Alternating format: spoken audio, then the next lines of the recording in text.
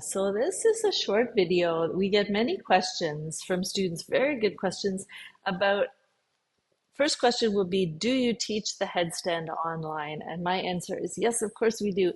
It's the most potent asana that we have. We get the most benefits at the mental level from the headstand in terms of concentration and confidence. So of course we don't want to omit that when we're teaching online. However, we know that when we're learning the headstand, we generally need the supportive and loving presence of the teacher there with us.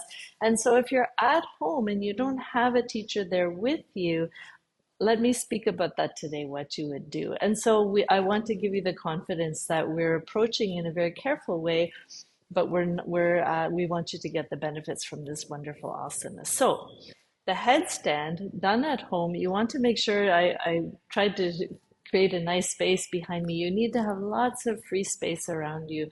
It does happen, of course, when we're learning the headstand that we could fall down, we could lose the balance, or even sometimes the person kicks the leg out in some direction, and we don't want to be kicking a wall or kicking some furniture or the dog or the cat or any other human being.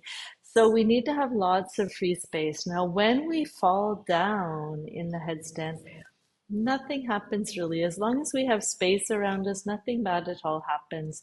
And we can show how to fall down that we generally show in class, kind of rolling out.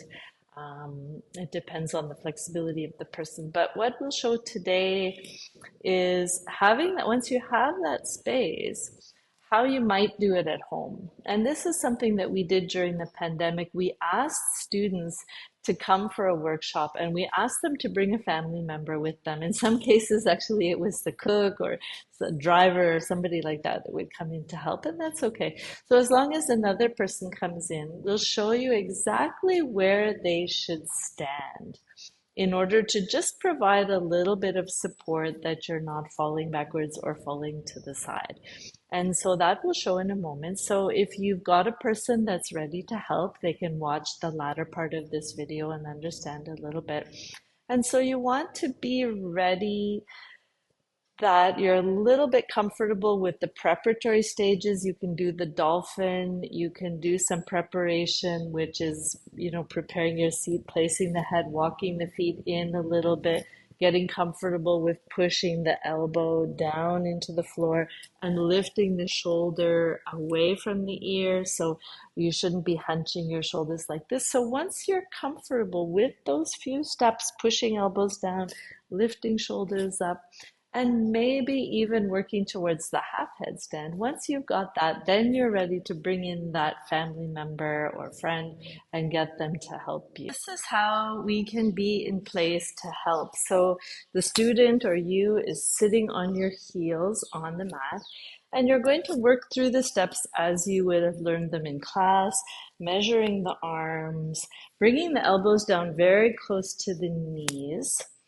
releasing the hands, interlacing the fingers, making your triangular base, and then placing the crown of the head on the floor at the very top.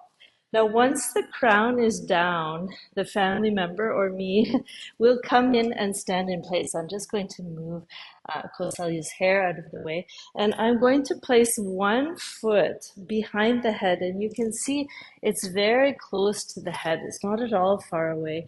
And the other foot is going to be sort of on the side next to her elbow, not close to the elbow, but kind of placing the 2 feet in a kind of angle shape here. And then when she's ready, she'll work through the steps as she knows.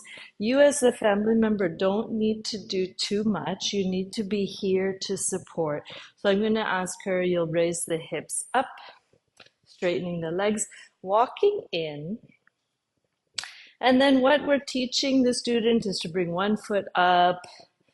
In order to bring the second leg up, straightening the back a little bit. Now, as hopefully the student will be comfortable with at least this much before the family member comes into play to help.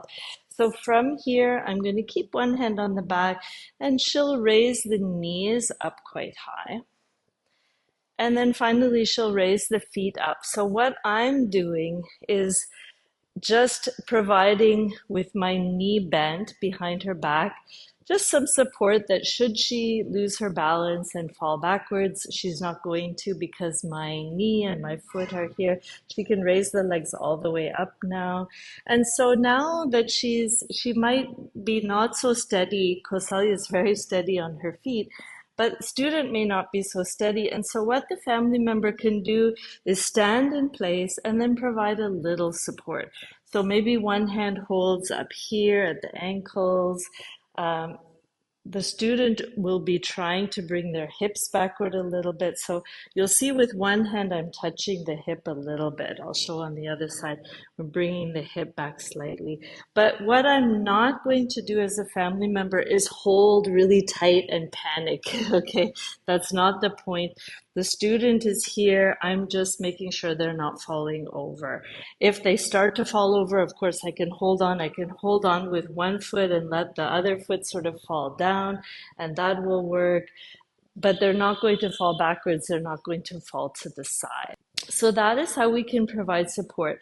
So the main things for the family member: be relaxed, don't be holding tight anywhere, but do be standing in the right position. So you stay as you are. I'll just show one foot is behind the head, other foot is on the side. So that is how you'll stand. I hope that's helpful. Please feel free to ask us any questions. You can either leave a comment after the video or you can contact us through the monthly newsletter. Let us know and we're happy to answer. And I hope this helps you to approach the headstand from home with confidence.